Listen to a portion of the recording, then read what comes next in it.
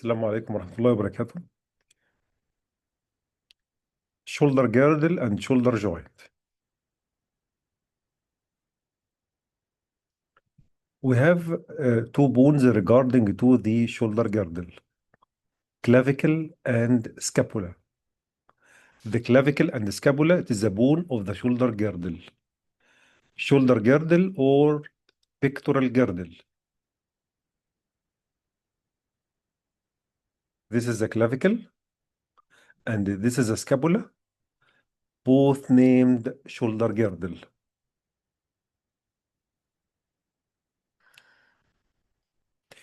This is the clavicle.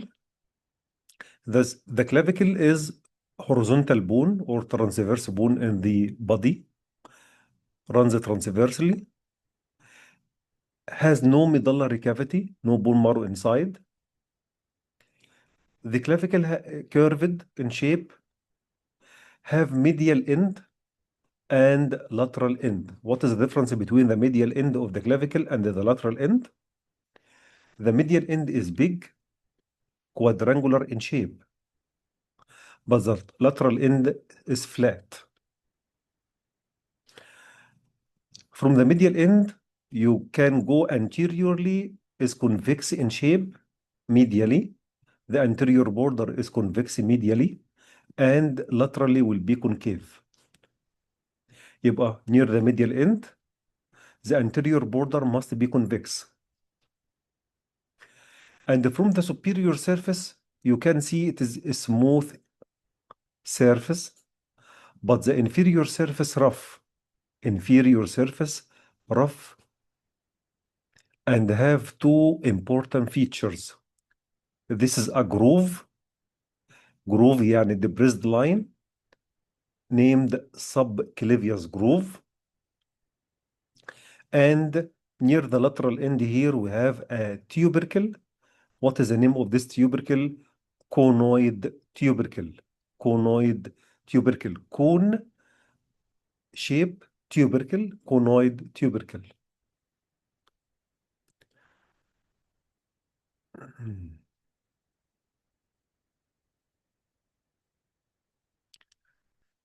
يبقى consider the long bone and no medullary cavity or bone marrow. قلنا the medial end anteriorly green color يبقى convex and the lateral end is concave. The medial end articulate with sternum and forming a joint. What is the name of this joint? Sternoclavicular joint. But the lateral end articulate with the part of the scapula named acromion. Acromion of the scapula. So the joint named acromioclavicular joint. Sternoclavicular joint, its type is synovial saddle. But the acromioclavicular joint is synovial plane. And the both joint of the clavicle, sternoclavicular and acromioclavicular, named shoulder girdle. But what are the joint of the shoulder girdle? Sternoclavicular joint and acromioclavicular joint.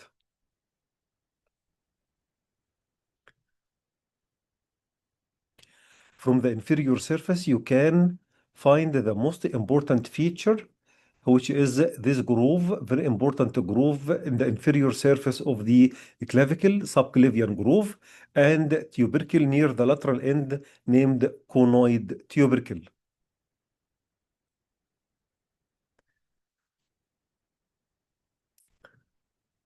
So number 3 is subclavius groove, and the number 4, conoid tubercle. This is the scapula.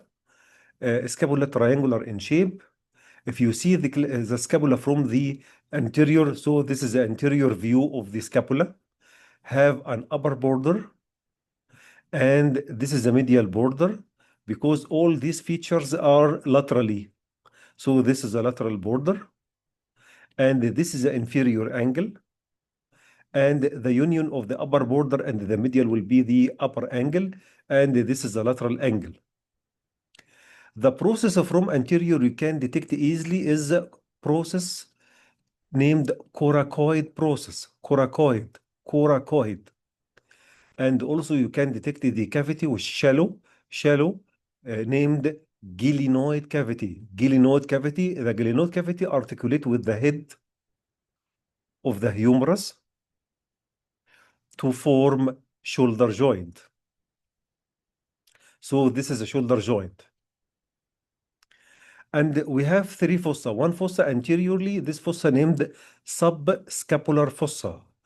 Fossa means the depressed plate named subscapular fossa.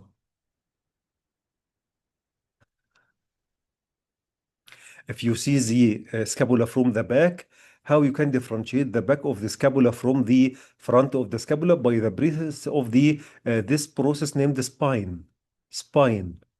And from the spine you can detect a process named acromion. يبقى the spine continue laterally as acromion process.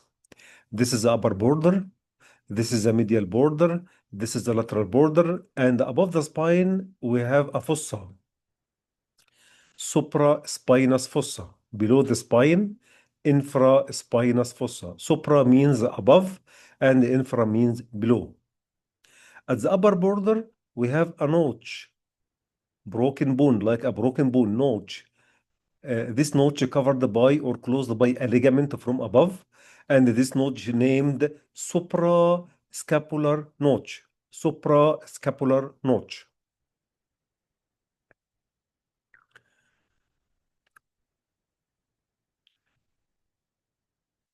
So number 10, subscapular fossa, 11, supraspinous, 12, infraspinous, spine number 7, and continue laterally number 8, which is acromion, number 8, acromion, number 9, coracoid. We have two joint regarding to the shoulder girdle. As we mentioned before, that we have two ligament, two joint, sternoclavicular synovial saddle, and acromioclavicular, which is synovial plane. What are the movement of the shoulder girdle? Very, very important. Shoulder girdle is very important to connect the upper limb to the axial skeleton. We have two bone of the shoulder girdle, clavicle and scapula, and the two joint of the shoulder girdle, which is sternoclavicular and acromioclavicular joint. What are the movement of the shoulder girdle? Elevation, elevate the shoulder, and the opposite of elevation is depression. And traction of the shoulder anteriorly named protraction, and the opposite of protraction is retraction. Please, you have to memorize what are the movement of the shoulder girdle. Regarding to the ligament of the shoulder girdle, regarding to the sternoclavicular joint, we have a ligament from the inferior surface to connect the clavicle to the first rib. Between the first rib and the clavicle, what is the name of this ligament? Costoclavicular ligament. What is the ligament related to the sternoclavicular joint? Named costoclavicular ligament.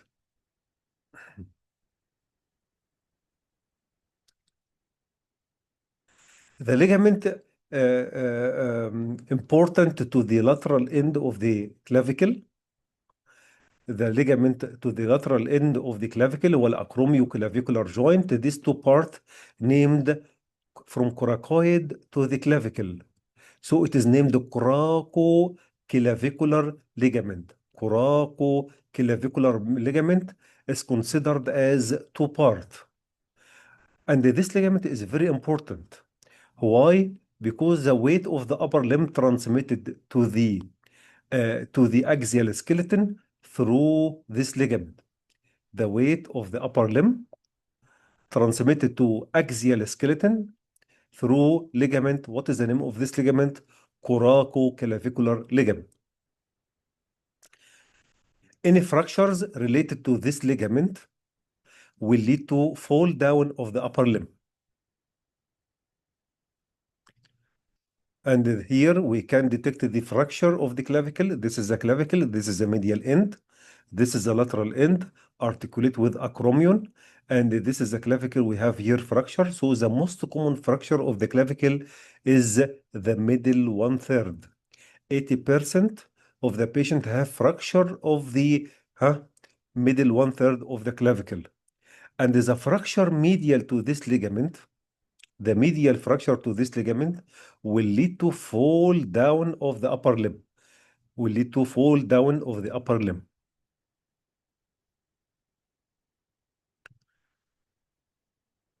What are the movement of the shoulder girdle? Elevation, depression, and retraction, and the opposite of the retraction, protraction.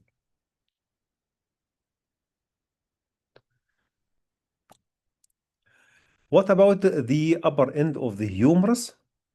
The humerus have an head, and the constriction just below the head is neck, anatomical neck, and the circle below the upper end is named surgical neck.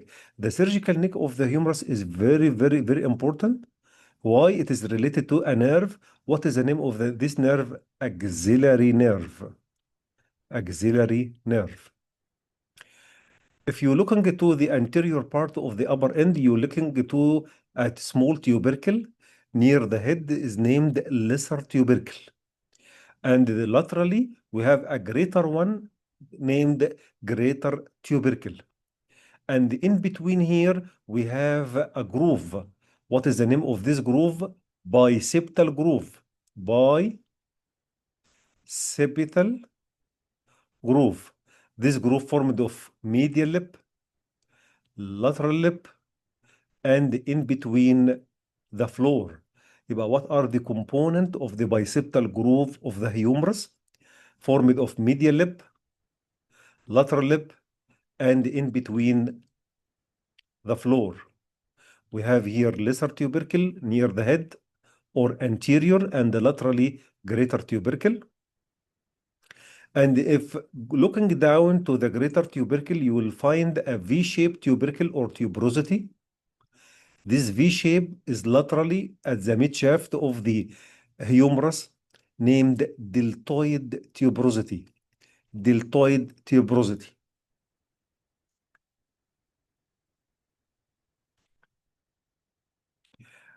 How you can differentiate between the anterior part of the humerus from the posterior part? This is a spine of the scapula, so this is a posterior view of the scapula. If you wanted to know that the humerus from the back by the presence of this only one fossa. This fossa on the back of the humerus, what is the name of this fossa? Olecranon fossa. Olecranon fossa.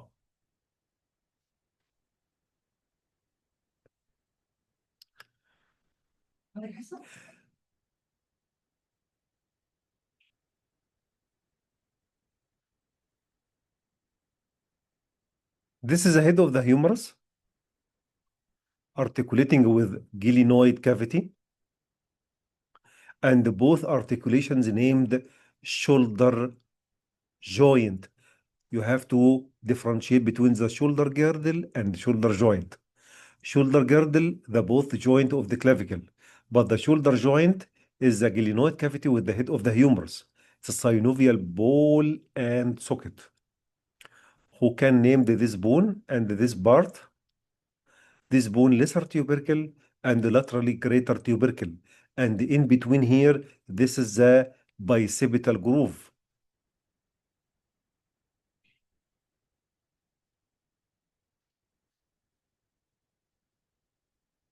What are the movement of the shoulder girdle? The shoulder girdle is a polyaxial joint, so have many function or action, like movement anteriorly like that, flexion, and the back of the flexion is extension. And toward the body is adduction, and away from the body is abduction. Rotation medially is medial rotation, and the rotations laterally is lateral rotation, and the combination of flexion, extension, and abduction is named circumduction. This is a movement of shoulder joint you have to memorize. So this is an X-ray of the shoulder showing number one is the clavicle. This is a clavicle. And the medial end of the clavicle articulate with the sternum to form a sternoclavicular joint, and the lateral end with acromion to form a acromioclavicular joint. This is the coracoid process. This is the glenoid cavity articulate with the head of the humerus. This is the anatomical neck. This is the surgical neck. Here we have the greater tubercle laterally, and this is a shoulder joint. And from the shoulder joint, you can detect the lateral border of the scapula.